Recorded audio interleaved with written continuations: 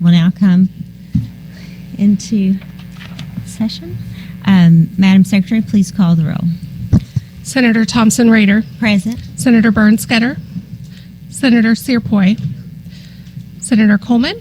Here. Senator Fitzwater. Senator Koenig. Senator Rizzo. And Senator Roberts. Seeing we have a quorum, we will now move to Senate Bill 265. Senator Bean, we're ready when you are. Thank you, Madam Chairwoman. Members of the committee, for the record, Jason Bean, State Senator of the 25th District. Senate Bill 265 aims to further capitalize on Missouri's geographic advantage by creating the Waterways and Ports Trust Fund. Since the pandemic, we have seen how important it is to have an efficient and functioning supply chain. Missourians should be able to have ready access to the products they need at the lowest cost possible. With the Missouri and Mississippi rivers flowing through our great state, we are in a prime position to meet the needs by advancing our ports by investing in them. As recommended by the Missouri Supply Chain Task Force, creating this fund would make multi-year construction projects more feasible, helping to improve our waterways and ports. The fund will consist of money appropriated by the General Assembly. However, it can also receive contributions from federal, private, and other sources. This bill aims to enhance the competition for funding, thus helping to ensure the most economically viable projects are pursued for the benefit of the state. This process would bring more predictability in project selection and delivery, as opposed to the current annual appropriations process that varies year by year. The fund will be administered by MoDOT and the Highways and Transportation Commission, which will create competition among the ports. With that, I'd be happy to take any questions. Any senators have any questions? Seeing none, you can call up your first witness. Anyone wish to testify in favor?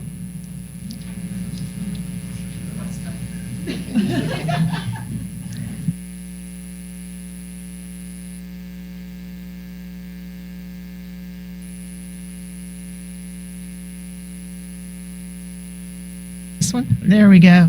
Good morning. My name is Cheryl Ball. I am the Waterways and Freight Administrator for MoDOT. This bill, and I am testifying in support of Senate Bill 265, the creation of the Waterways and Ports Trust Fund. I've worked with the 17 port authorities in our state for almost 9 years now. MoDOT's interest through my office is really focused on actions at the river sites, such as what you see at SEMO Port, at St. Louis City Port, at New Madrid, and Pemiscot, those river ports where barges are moving cargo on the Missouri and Mississippi rivers. Chapter 68 gives a much broader power anywhere in the Port Authority boundaries, which encompasses the entire county in most of those ports, all except the city of St. Louis. It includes things like having AIM zones and other economic development tools that MoDOT doesn't have expertise in and defers to others for questions related to them. The ports testified, as Senator Bean noted, at the Governor Parsons Supply Chain Task Force commission that took place last spring, which was intended to improve and identify barriers and recommendations to remove those barriers to increase the economic benefits to the state of Missouri. The two identified issues to get the most benefit from taxpayer funds appropriated to the ports at those river sites, where there's a mixed match of the construction season and the fiscal year appropriation. Right now we have an annual appropriation, and the construction season means that from July to June is when we have money, and because of the river up and down, and we're subject to not only the rain at that site, but rain upstream, flooding or drought, things of that nature, means that the construction season really for those ports is March to June. They have to have the money expended or it expires. So this is, they identified trying to make them have at least one full construction season, which will lower the prices. Right now they're paying a premium to get things into that small time. The second issue was the inability to commit state funds to match federal applications. The feds will take applications like they're doing right now for port sites, and they have around $650 million they appropriate every year. But those funds will not become available to our ports for 18 months to 2 years from the date the application is approved. With an annual appropriation, we can't do commitment letters, which are required to submit those applications.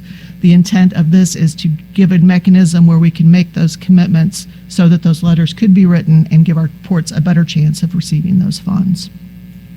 The Supply Chain Task Force recommendation number 32 was created to create the Waterways and Ports Trust Fund to address those specific issues. The language in Senate Bill 265 shared with our ports at a virtual meeting on November of 2022. We had one of our legislative folks come to the meeting. It was about a different topic, but we included a copy of the draft language before we found a sponsor. The bill narrowly crafted to identify and solve those identified issues. Similar to other Missouri trust funds, we narrowly prescribed the uses.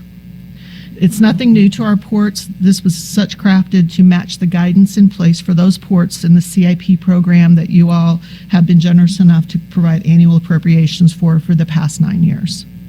MoDOT instituted a process in 2014 for all the port authorities to come together to identify and prioritize projects. It is a collaborative effort with all of the executive directors of small and large ports. They jointly prioritize the needs they have identified and develop a prioritized list that they then give to MoDOT and the Commission. We are present at those meetings to learn about those projects. We provide that draft of prioritized needs to the legislature that matches the annual appropriation request. We take that list, and MoDOT can make modifications, but typically what I have done with those, because that is my office, we've done things such as safety or something that would shut a port down, have reshuffled those to do things like that. An example of that is a few years ago, the port at St. Joe came up with there was a fire hydrant issue there that they had to have some water work because they were no longer safe. So we reprioritized and found funds to make sure that got done so the port would not get shut down and it was not creating an unsafe situation. This ability, as through the current CIP process, allows us flexibility to adjust projects and priorities as the ports change them in the 18 months from when the project is identified to when the dollars become available. So this summer, our ports will come together and identify a fiscal year 25 list and prioritize it. Next June, we will meet with them again and say, here's the list that we have. Is there any changes that you need made? Has something come up, something that has gone awry, or something funded from other places? And as a group, they will prioritize and change those. So we support this as a trust fund to extend the ability to meet those needs and better expend the taxpayer funds. Got So it. that is my testimony. If there's Thank any you. questions. Do we have any questions? Seeing none, thank you so much. Thank you.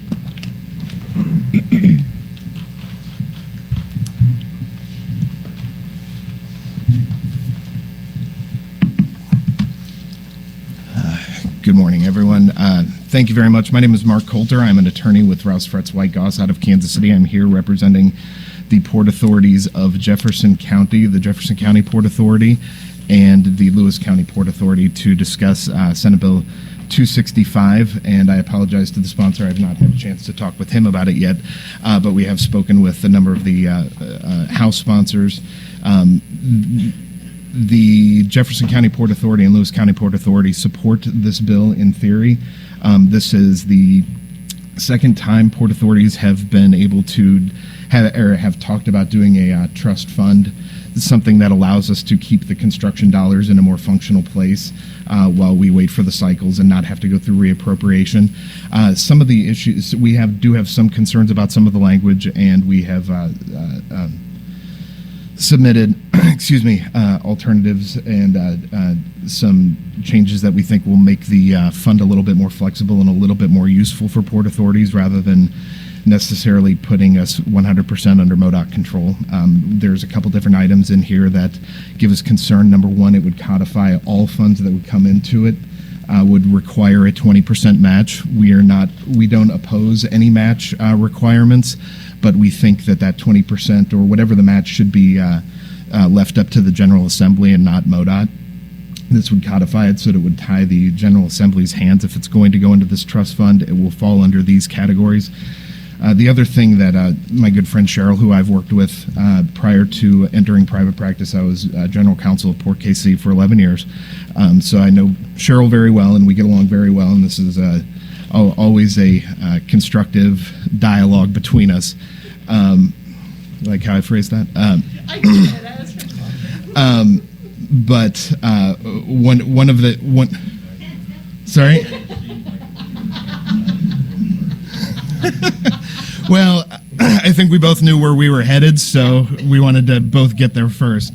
But to the point, port authorities exist at the crossroads of infrastructure and economic development. We're sort of the boots on the ground, and we understand that MoDOT doesn't like to do economic development projects probably any more than the DED likes to do infrastructure, but port authorities don't have that flexibility. We're all creatures of our local politics. We're a political subdivision of the state, but our boards are appointed by the local elected officials, and that's who we kind of have to answer to as well. And one of our concerns is that if we funnel everything through the MoDOT program, it's going to leave issues should something be identified by the General Assembly by another port and they go and successfully lobby. We'd still like those the flexibility of funds without having to go to a different department, without having to go to a different 2-2 pitch. But we understand that the language. We very much agree that there is a need for a trust fund, that having that flexibility will make a big difference as we all look at our respective construction cycles. But I think that there are ways to tweak the language that make it more functional and more usable for port authorities, and I'm happy to answer any questions. Any questions for this witness? Seeing none, thank you. Thank you. And I will submit a memo in conjunction with Appreciate that, yeah. It's a lot of info to. Madam Chair, members of the committee, my name is Brent Hemphill. I'm here on behalf of Port KC. Want to go on record in support of the bill. We do believe that the trust fund can be a useful tool, but we support the previous witnesses' suggested tweaks to the bill to allow more collaborative discussion. So for those reasons, we support the bill, but we'd like to see a few tweaks to it. Got it. Any questions for this witness? When will we have a chance to see that language? I assume it has been submitted for the House bill because the House bill was heard last week. I assume it's already drafted and ready for you all to view. Okay, can you make sure you get me that if you could? I will turn over my shoulder and ask the guy who drafted it. Yes, we'll make sure it gets circulated. Thank you. Thank you, Senator. Any other senators have questions? Seeing none, thank you. Thank you. Next witness, in favor?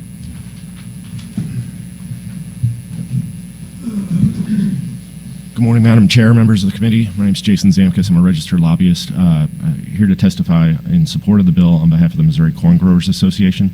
Be happy to take any questions. Any questions for this witness? Seeing none, thank you. Please be sure to leave a witness form.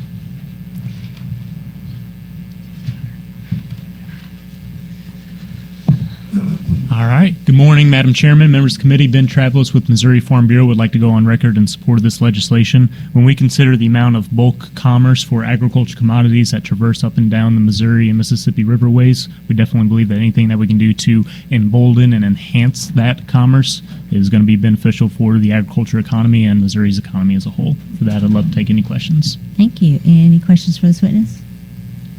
Seeing none, thank you. Anyone else desire to testify in favor? Hello, Madam Chair, members of the committee. Liz Henderson on behalf of the Missouri Soybean Association. I'll echo what Ben had just previously mentioned. Any investment in our infrastructure and our waterways and ports is always going to be beneficial to our farmers and moving our commodities around the country and internationally as well. So, Thank you. Any questions for this witness? Seeing none, thank you. Anyone else wishing to testify in favor? Anyone against? Informational purposes only? Seeing none, Senator Bean, you can have any last words if you'd like. Thank you, Madam Chairwoman, members of the committee, and especially the Senator from Jefferson for allowing me to go first. Thank you. Thank you.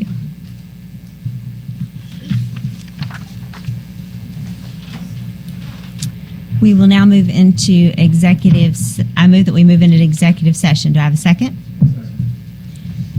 I have a motion and a second. All those in favor say aye. Aye. All those opposed, nay. The ayes have it. We are in executive session. I now move that we bring Senate substitute for Senate Bill 82 before the committee. Do I have a second? I have a second. The bill's before the committee. Do we have any discussion on the bill? This is Senator Coleman's for fiscal oversight.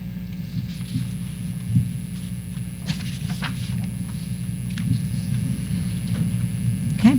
I move that we do pass Senate substitute for Senate Bill 82. Do I have a second? Any discussion? Seeing none. Madam Secretary, please call the roll. Senator Thompson Rader, Aye. Senator Bernstetter, Senator Searpoy, Senator Coleman, Senator Fitzwater, Senator Koenig, Senator Rizzo, Senator Roberts. 8-0. By your vote of 8-0, you have moved Senate substitute for Senate Bill 82 to pass.